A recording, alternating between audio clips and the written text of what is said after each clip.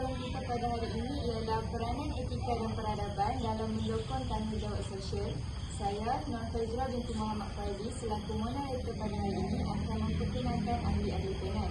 Ahli panel kita yang pertama ialah saudari Aisyah Hira binti Jamaluddin Baki. Salam sejahtera. Ahli panel seterusnya, saudari Nuratul Nadrah binti Daniel. Salam satu Malaysia. Ahli panel berikutnya, Nurul Iziana Natasha binti Muhammad Nazmi. Salam aspirasi.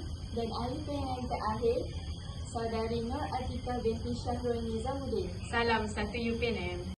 Untuk soalan pertama, forum pada hari ini, saya akan ajukan soalan kepada ahli panel pertama, saudari Aisyah Hira. Mengapakah tanggungjawab sosial kepada individu dan masyarakat merupakan elemen yang penting? Terima kasih moderator. Sebenarnya perpaduan bangsa amat dititik beratkan untuk membentuk sebuah negara yang harmoni. Antaranya, dapat mengeratkan hubungan silaturahim dalam kalangan masyarakat. Sikap ini dapat mewujudkan persefahaman yang baik secara tidak langsung dapat mengelakkan pergaduhan antara kaum. Selain itu, dapat memberi kesedaran kepada setiap lapisan masyarakat. Kita perlu melibatkan diri dalam tanggungjawab sosial kerana ia menggambarkan tanggungjawab seseorang individu dan juga masyarakat. Sebagai contoh, melakukan kebajikan antara satu sama lain. Sikap peka terhadap kesusahan orang lain dapat menimbulkan keinsafan untuk menghulurkan bantuan mengikut tahap kemampuan. Dalam peradaban Islam juga, tanggungjawab sosial boleh dikaitkan kepada konsep ihsan ataupun kebaikan. Seterusnya, ia juga dapat memupuk kerjasama dalam anggota masyarakat melalui penglibatan dalam aktiviti kemasyarakatan. Ini juga dapat mewujudkan hubungan yang lebih mesra antara satu sama lain. Selain itu dapat membantu tanpa membezakan warna kulit, agama dan juga bangsa. Kesannya, aktiviti yang dilakukan dapat membentuk kerjasama, seterusnya membentuk ukhuwah yang sangat kukuh. Dari aspek individu pula, ia dapat melengkapkan diri dengan pelbagai ilmu pengetahuan dan juga dapat melibatkan diri dengan aktiviti tanggungjawab sosial seperti menyertai pertubuhan sukarelawan yang mana dapat membentuk sasiah diri untuk menjadi lebih baik. Itu sahaja daripada saya. Terima kasih. Kita beralih kepada soalan yang kedua bersama dengan ahli panel yang kedua, saudari Nuratul Nadrah binti Daniel. Okey, pada pandangan anda, adakah peranan etika peradaban boleh dilaksanakan oleh setiap lapisan masyarakat? Assalamualaikum. Bagi menjawab soalan moderator sebentar tadi, saya berpendapat bahawa peranan etika dan peradaban ini memang boleh dilakukan oleh setiap lapisan masyarakat. Ini kerana seperti yang kita ketahui, Malaysia adalah negara yang berbilang kaum yang mempunyai pelbagai kaum, contohnya seperti Melayu, Cina, India, Dusun, Dayak dan pelbagai lagi. Tetapi, walaupun berbeza adat resam dan latar belakang, semua orang masih mampu hidup aman damai dan bersatu padu bersama-sama. Hakikatnya, perbezaan inilah yang menyatupadukan semua pihak kerana dari situlah lahirnya sifat toleransi dan hormat menghormati antara satu sama lain. Seterusnya, setiap orang harus memuliakan etika dan budaya ini tanpa mengambil kira perbezaan agama, bangsa dan budaya. Etika juga mampu membentuk perilaku yang mulia. Contohnya, golongan muda perlulah menghormati golongan yang lebih tua kerana mereka telah makan lebih banyak garam berbanding kita yang baru setahun jagung di dunia ini. Seterusnya, adat dengan ibu bapa juga perlulah diambil kira kerana mereka adalah orang yang bersusah payah membesarkan kita dari kecil sehingga kita mencapai sesuatu tahap kejayaan apabila besar kelak. Anak-anak perlulah bertutur bahasa dengan baik ketika bercakap dengan ibu bapa dan seharusnya tidaklah menengking mereka ataupun bercakap perkara-perkara kasar kepada mereka. Tambahan pula, firman Allah Subhanahu Wa Taala dalam surah Al-Isra ayat 32. Dan Tuhanmu telah perintahkan supaya engkau tidak menyembah melainkan kepadanya semata-mata dan hendaklah engkau berbuat baik kepada ibu bapa. Jika salah seorang dari keduanya atau kedua-duanya sekali sampai kepada umur tua dan dalam jagaan dan peliharaanmu, maka janganlah engkau berkata kepada mereka sebarang perkataan kasar sekalipun perkataan dan janganlah engkau menengking menyegah mereka, tetapi katakanlah kepada mereka perkataan yang mulia, iaitu yang bersopan santun. Akhir sekali, ingin saya jelaskan bahawa peranan etika dan peradaban ini haruslah dipraktikkan dari umur setahun jagung lagi, kerana melentur bulu biarlah dari rebungnya. Kembali kepada saudari moderator. Terima kasih saudari Nuraitul Nadra. Dapat saya simpulkan di sini, peranan etika dan peradaban boleh dilaksanakan oleh semua lapisan masyarakat kerana perbezaan bukanlah penghalang untuk sebagai pengikat kepada sesuatu hubungan. Okay. Sekarang kita beralih kepada soalan berikutnya. Saya akan ajukan kepada saudari Nurul Izzana Natasha. Pada pendapat anda, apakah peranan pelajar dan pekerja dalam menghayati dan memahami nilai etika? Terima kasih pada soalan moderator sebentar tadi.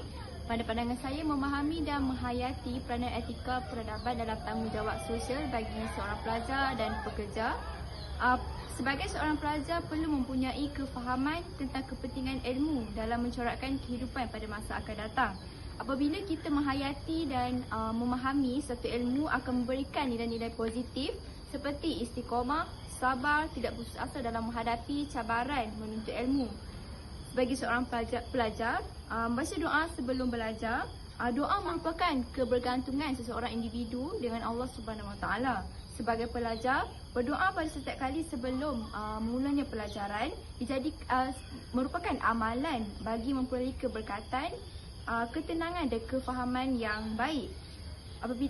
Seterusnya, bagi seorang pelajar juga perlu beradab dengan guru kerana seorang penuntut ilmu tidak akan mampu memiliki ilmu dan mengambil manfaat dari ilmunya melainkan dengan cara menghormati gurunya.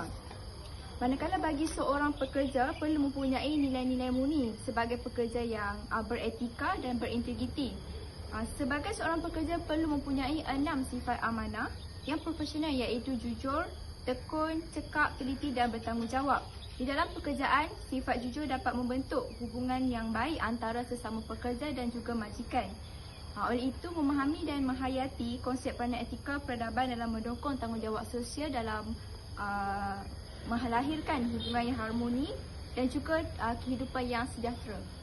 Terima kasih atas pandangan saudari Nurul Izzana Natasha. Beliau telah menjelaskan dengan sangat terperinci mengenai penghayatan pelajar dan pekerja mengenai nilai etika. Sebagaimana kita ketahui, setiap permasalahan pasti ada penyelesaiannya. Jadi persoalannya di sini, apakah penyelesaian kepada cabaran golongan yang tidak beretika? Terima kasih atas soalan moderator sebentar tadi. Seperti kita tahu, seperti yang moderator cakap sebentar tadi, setiap permasalahan mempunyai cara penyelesaian dia sendiri. Disebabkan dunia sekarang mempunyai kepelbagaian masyarakat, iaitu masyarakat majmuk yang berbilang kaum dan bangsa, ia menjadikan sesuatu yang agak sukar untuk menyelesaikan masalah tersebut. Bagi membentuk sebuah negara yang lebih harmoni, ia merupakan satu cabaran yang agak besar bagi negara tersebut. Antara salah satu usaha atau langkah yang diambil oleh kerajaan Malaysia bagi memupuk keharmonian dalam masyarakat adalah dengan mengadakan rumah terbuka di peringkat kebangsaan, di mana semua kaum, tidak kira Melayu, Cina, India maupun kaum asli ataupun yang lain, dijemput dan turut serta dalam jamuan rumah terbuka tersebut. Selain daripada itu juga, untuk pengetahuan moderator dan para penonton, apabila mereka menghadirkan diri dan menghubung antara satu sama lain, ini dapat memupuk atau membuatkan silaturahim antara kita dan kaum lain lebih erat, kerana kita dapat bertanya tentang latar belakang mereka, tentang adat istiadat mereka, so kita lebih memahami tentang sebuah kaum tersebut. Selain daripada itu juga, manfaat yang diperoleh daripada program tersebut adalah bertujuan untuk membendung sikap diskriminasi antara kaum dan mewujudkan nilai keakraban di dalam masyarakat yang pelbagai kaum. Nilai-nilai budaya dan warisan berbilang kaum dapat menimbulkan rasa hormat antara satu sama lain. Selain itu juga, rasuah adalah satu jenayah kola putih yang paling tinggi di Malaysia. Rasuah boleh ditafsir sebagai ganjaran atau imbuhan yang diperoleh hasil daripada melakukan suatu kerja yang tidak sepatutnya dilakukan oleh seseorang individu. Rasuah bukan sahaja boleh diberi atau diterima dalam bentuk wang ringgit, malahan dalam bentuk material juga. Jika dilihat dari sudut agama, ia dianggap berdosa dan amat berat hukumannya. Kegiatan seperti ini akan memberi implikasi dan tanggapan yang buruk kepada sebuah masyarakat dan profesion seseorang profesional yang dikira beretika dalam semua hal.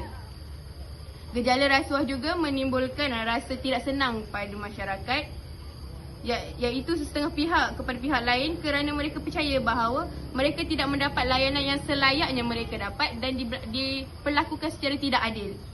Sekiranya kita ingin mewujudkan sebuah negara yang benar-benar bebas daripada rasuah serta salah guna kuasa, semua pihak dalam negara kita perlu aktif memainkan peranan masing-masing dalam melakukan proses pemantauan serta berani melakukan sebarang kegiatan salah laku yang kita lihat ataupun kita nampak dalam aktiviti seharian kita. Pihak berkuasa yang terlibat boleh mengambil sebarang tindakan undang-undang terhadap pihak yang disyaki di dalam mahkamah. Masyarakat perlu sentiasa sensitif dan peka dengan keadaan sekeliling mereka serta perlu sentiasa rajin bertanya sekiranya terdapat sebarang perkara yang mencurigakan dan tidak masuk akal yang berlaku di sekeliling mereka. Itu sahaja daripada saya. Terima kasih. Terima kasih saudari Nur Atika. Berdasarkan penjelasan beliau, dapat kita simpulkan cabaran yang dihadapi untuk membendung golongan yang tidak beretika dapat dijalankan dengan mengadakan rumah terbuka, acara keluarga Malaysia dan lain-lain, kerana perkara ini dapat mengeratkan silaturahim antara bangsa di Malaysia. Terima kasih. Hasil perbincangan forum pada hari ini dapat kita simpulkan bahawa peranan etika dan peradaban adalah penting dalam usaha mendukung tanggungjawab sosial. Sekian, terima kasih.